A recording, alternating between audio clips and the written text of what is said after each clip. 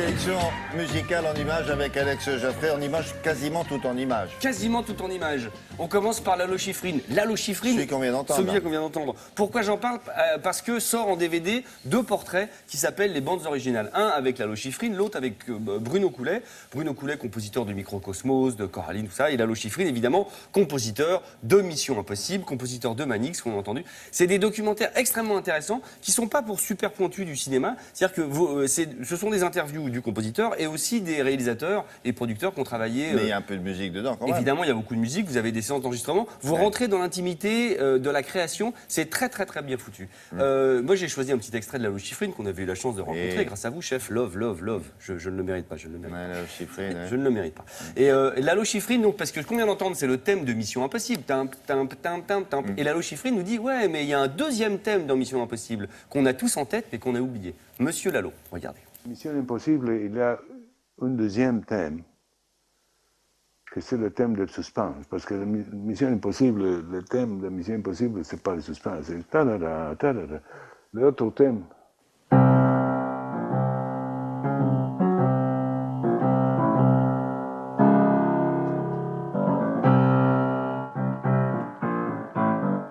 Vous vous rappelez de ça?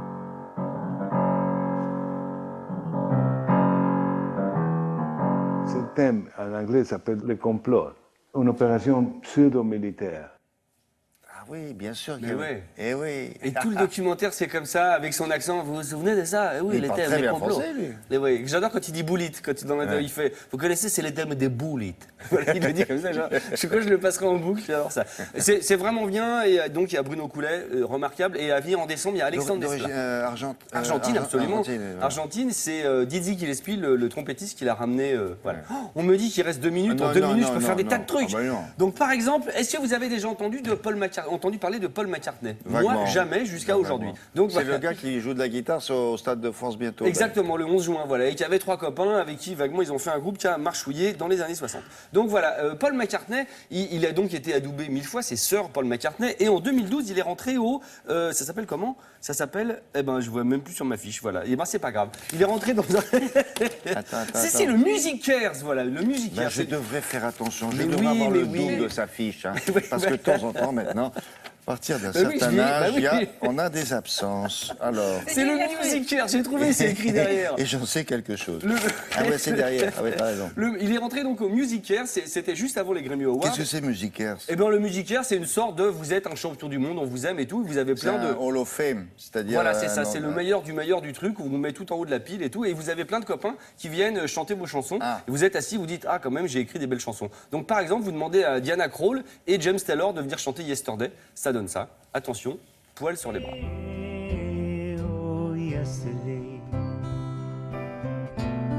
love was such an easy game to play. Now I need a place to hide away.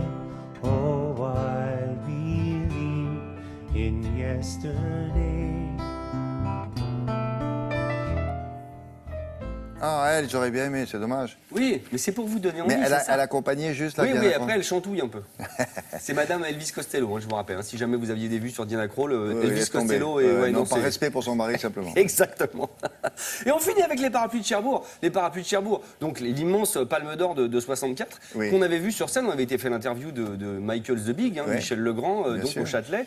Et il y a un DVD qui sort enfin. Donc c'est Nathalie Dosset qui joue la maman. Vous avez Marie Hopper qui joue. C'est absolument remarquable. Un petit extrait, un meilleur d'eux. Allez, hop là, c'est parti.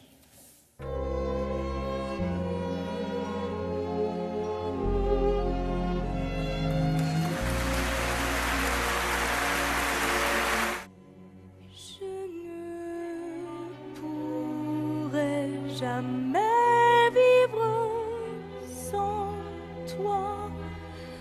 Je ne pourrai pas, ne pars pas, j'en mourrai.